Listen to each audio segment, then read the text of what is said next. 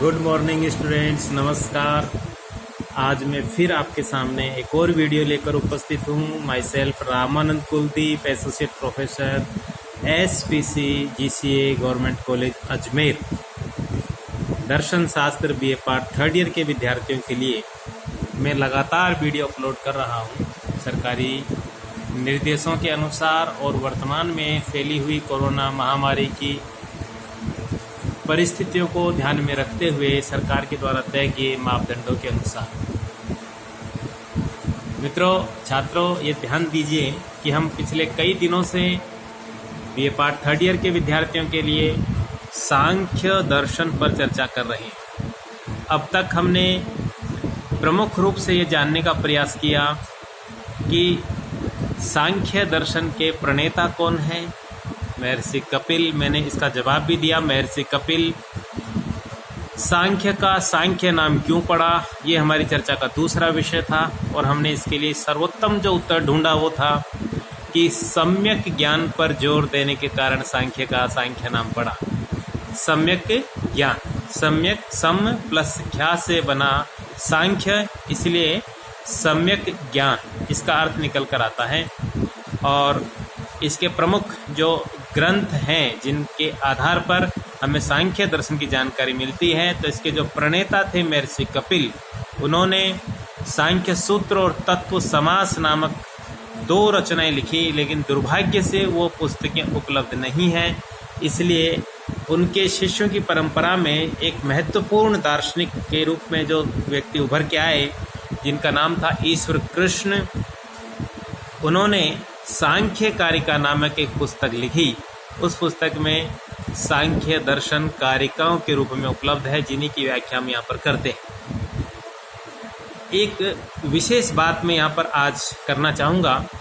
BA part third year philosophy के विद्यार्थियों के लिए सांख्य योग सूत्र के संदर्भ में, सांख्य योग दर्शन के संदर्भ में कुछ विद्यार्थियों के मनस में ये जिज्ञासा हो सकती है कि सांख्य योग जो पेपर है, इस पेपर के लिए हमें कौन सी पुस्तक पढ़नी चाहिए जो सिलेबस को कवर करे। तो छात्रों, यहाँ पर ध्यान दीजिए कि हमारे सिलेबस में जो पुस्तक सजेस्ट की गई है रीडिंग्स के लिए, सजेस्टेड रीडिंग्स नामक जो टॉपिक होता है, जिसमें अपन पुस्तकों को सजेस्ट करते हैं कि इस विषय के लिए, इस पेपर के लिए हमें कौन सी पुस्तक पढ़नी चाहिए, तो एक सबसे बढ़िया पुस्तक और सबसे प्रामाणिक पुस्तक जो है वो है सांख्य तत्व कौमुदी। क्या नाम याद रखेंगे, नाम थोड़ा कठिन है, सांख्य तत्व कौमुदी। उसके लेखक हैं रामशंकर भट्टाचार्य। ध्यान दीजिएगा, पुस्तक का नाम मैंने बताया सांख्य तत्व कौमुदी और उसके रचनाकार का नाम है रामशंकर भट्टाचार्य। लेकिन मैं यहाँ पर, क्योंकि मकसद हमारा दर्शन को समझना है, ऐसा कोई भी विद्यार्थी जो BA पार्ट थर्ड ईयर में है और सांख्य दर्शन का गूढ़ अध्ययन करना चाहता है, सांख्य दर्शन को परफेक्टली समझना चाहता है, उसके लिए यह पुस्तक सांख्य तत्व कौमुदी बहुत बढ़िया पुस्तक है। मार्केट में भी उपलब्ध है और ये हमारे कॉलेज की लाइब्रेरी में भी उपलब्ध है। लेकिन इसकी एक छोटी सी समस्या जो आप लोगों के सामने आ सकती है वो यह है कि यह पुस्तक पूरी की पूरी संस्कृत में है, फिर संस्कृत में ही इसकी व्याख्या है और तत्पश्चात हिंदी में इसका अनुवाद किया गया है।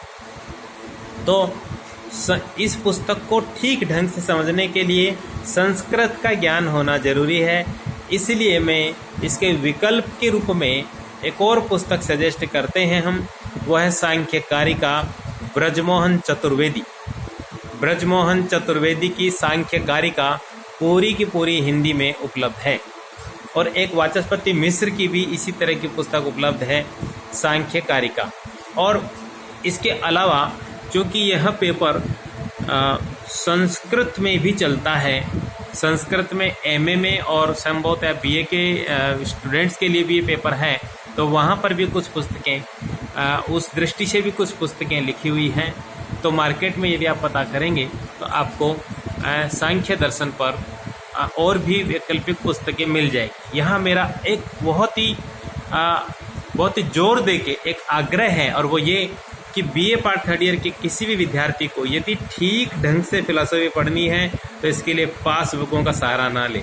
पास बुक और 1 वीक सीरीज कतई फिलॉसफी के अनुकूल नहीं होती, और फिलॉसफी समझने वाले विद्यार्थी की वह किसी भी अर्थ में सहायता नहीं करती।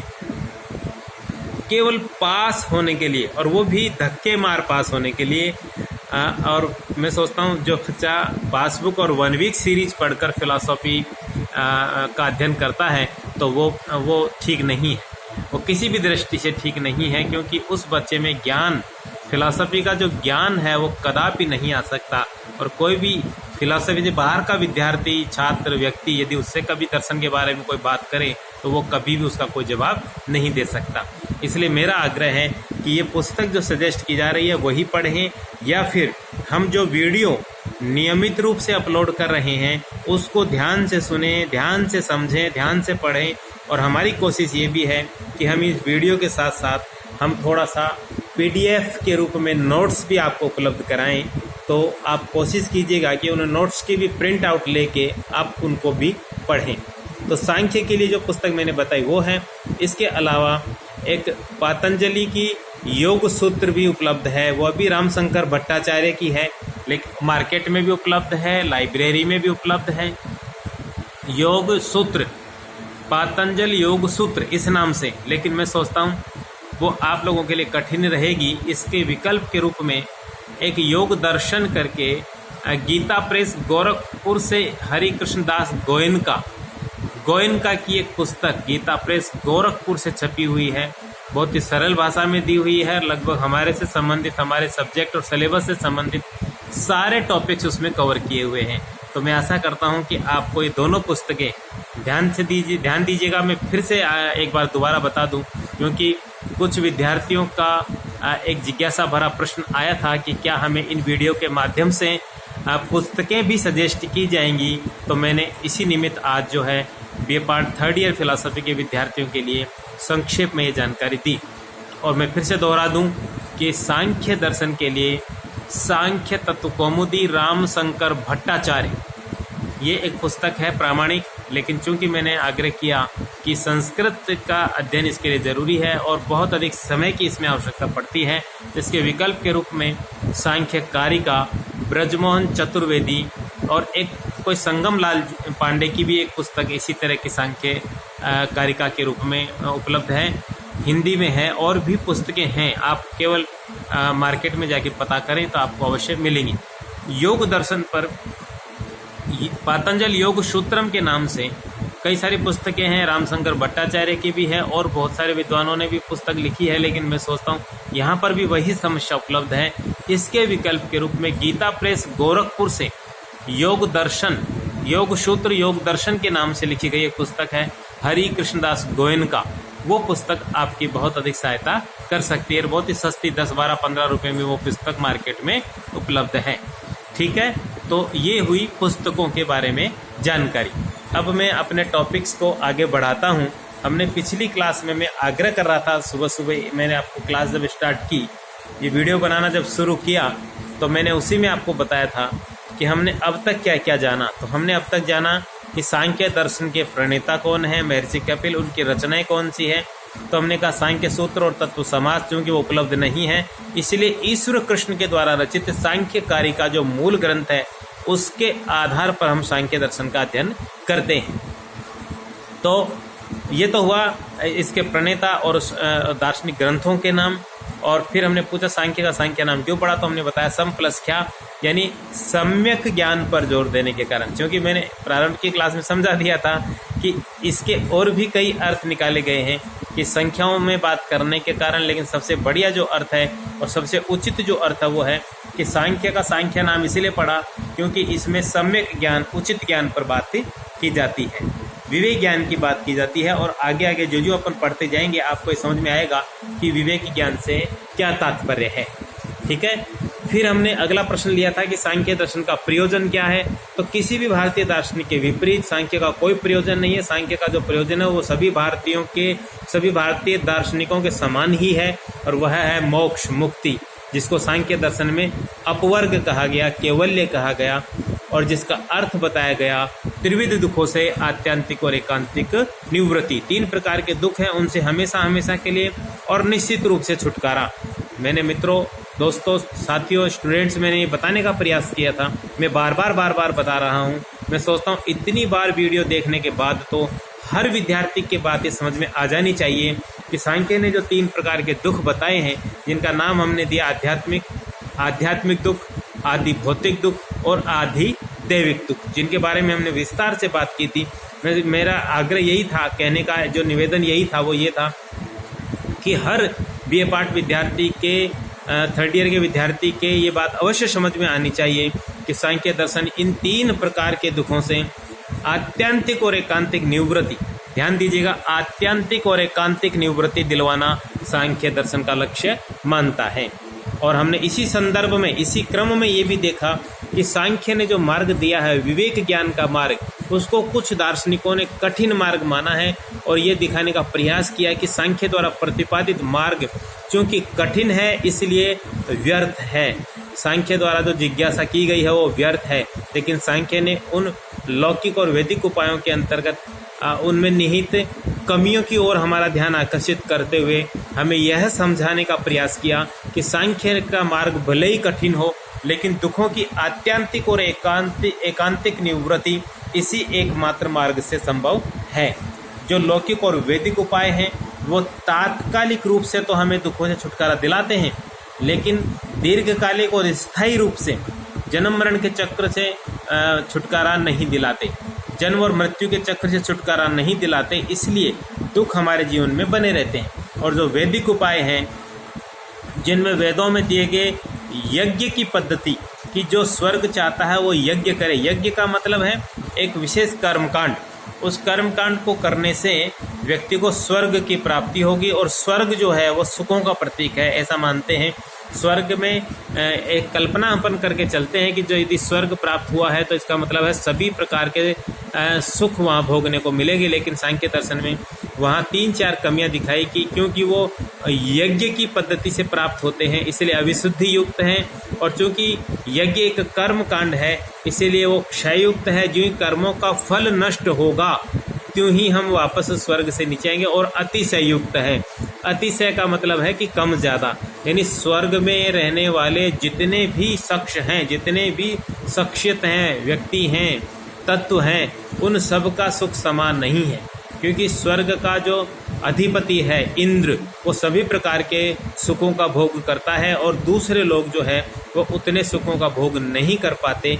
इसलिए एक परिस्थिति ये बन सकती है कि स्वर्ग में रहते हुए भी कुछ व्यक्तियों में ईर्ष्या और दुख की भावना पैदा हो सकती है, ये सोचते हुए कि हम भी स्वर्ग में और इंद्र भी स्वर्ग में, लेकिन इंद्र सारे सुखों का भोग करता है और अन्य जो राजमहल कह लीजिए या इंद्र की सभा के अन्य जो उच्च पदाधिकारी कह लीजिए, वो सभी सुखों का भोग करते हैं, लेकिन सामान्य व्यक्ति उन सुखों के भोगों से दूर रहता है। तो ऐसी स्थिति में उसके मन में ईर्ष्या और द्वेष ये आ सकता है। तो सांख्य दर्शन कहता है कि स्वर्ग प्राप्त करने के बाद भी यदि ईर्ष्या, द्वेष और दुख बना रहता है तो फिर वो व्यर्थ है। इसलिए सांख्य का मार्ग भले ही कठिन हो, जो विवेक ज्ञान का मार्ग है, लेकिन वो सार्थक मार्ग है। ध्यान दीजिए बच्चों, विवेक ज्ञान फिलॉसफी में ये एक बहुत बड़ा शब्द है, एक बहुत बड़ा प्रत्यय है। तो इसमें हम 2 चीज़ों के बीच, जड़ और चेतन, आत्मा और शरीर, या सांख्य की भाषा में बोले तो प्रकृति और पुरुष के बीच पाए जाने वाले भेद को जानने और समझने का प्रयास करते हैं और जानते हैं। विवेक ज्ञान यदि प्राप्त होगा तो इसका मतलब है कि हमारी आत्मा जो है वो प्रकृति से अर्थात शरीर से अपनी भिन्नता को जान जाएगी। न केवल जान जाएगी बल्कि उसका आगे का जो व्यवहार होगा वो ये होगा कि मैं वास्तविक कर्ता नहीं हूँ। संसार में जो कर्म है वो मैं नहीं कर रही, ये सारे कर्म शरीर के हैं, और चूंकि मैं वास्तविक कर्ता नहीं हूँ इसलिए मैं वास्तविक भोक्ता भी नहीं हूँ। ये विवेक ज्ञान है, और जिस दिन ये विवेक ज्ञान होगा उस दिन हमें दुखों से छुटकारा मिलेगा, ऐसा सांख्य का मानना था। तो अब तक की जो चर्चा थी मैंने संक्षेप में 10-15 मिनट में आपको फिर से संक्षेप में समझाने का प्रयास किया। आज हम जिस टॉपिक को प्रारंभ करने वाले हैं वो है सांख्य दर्शन की ज्ञान मीमांसा। तो स्टूडेंट्स ध्यान से देखिएगा और समझिएगा कि दर्शन की जो दो मुख्य शाखाएं हैं, एक को हम कहते हैं तत्व मीमांसा और दूसरी को हम कहते हैं ज्ञान मीमांसा। भारतीय दर्शन में ज्ञान मीमांसा शब्द की बजाय प्रमाण विचार शब्द प्रचलित है। प्रमाण विचार, वेस्टर्न फिलॉसफी पाश्चात्य दर्शन की दृष्टि से हम इसको ज्ञान मीमांसा कहते हैं, लेकिन भारतीय दर्शन की दृष्टि से हम इसको प्रमाण विचार कहते हैं। ठीक है, तो सांख्य दर्शन में भी प्रमाणों की बात हम यहाँ पर करते हैं, क्योंकि जब विवेक ज्ञान की बात कर रहे हैं तो ये विवेक ज्ञान कैसे प्राप्त होगा, इसी के लिए यहाँ पर प्रमाणों की चर्चा की जाती है।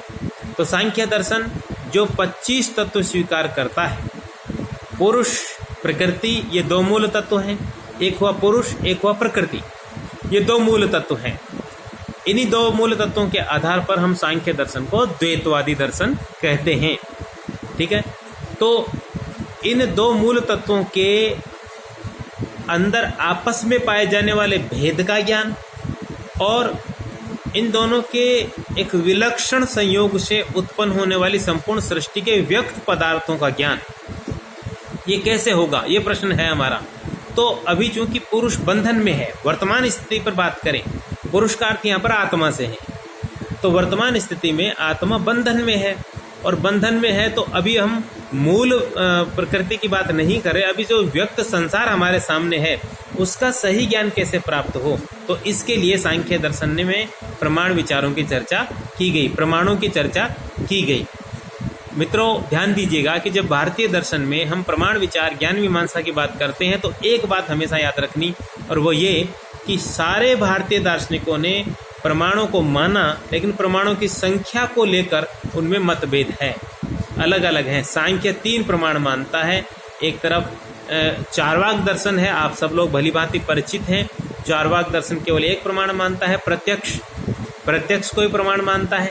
तो देखिए सांख्य ने जहाँ 3 प्रमाणों को माना, चार्वाक केवल एक प्रमाण मानता है, बौद्ध दर्शन और वैशेषिक दर्शन 2 प्रमाण मानते हैं, न्याय दर्शन 4 प्रमाण मानता है, और मीमांसा दर्शन में 5 और 6 प्रमाण माने गए हैं, और वेदांत में भी 6 प्रमाण माने गए हैं। तो जैन दर्शन 3 प्रमाण मानता है। तो प्रमाणों की संख्या को लेकर मतभेद है, लेकिन सांख्य ने 3 प्रमाण ही माने, प्रत्यक्ष, अनुमान और शब्द। कौन से 3 प्रमाण हुए? प्रत्यक्ष, अनुमान और शब्द। सांख्य के द्वारा स्वीकृत ये है 3 प्रमाण हैं। अब सांख्य से यहाँ एक प्रश्न पूछा जाता है कि सांख्य ने ये 3 ही प्रमाण क्यों माने, प्रमाणों का लक्षण क्या है, स्वरूप क्या है, 3 से कम या 3 से ज़्यादा प्रमाण स्वीकार क्यों नहीं किए। मैं सोचता हूँ आज की चर्चा काफ़ी लंबी हो गई है, प्रमाणों पर और हम चर्चा अगली क्लास में करेंगे। तब तक के लिए जय हिंद, जय भारत।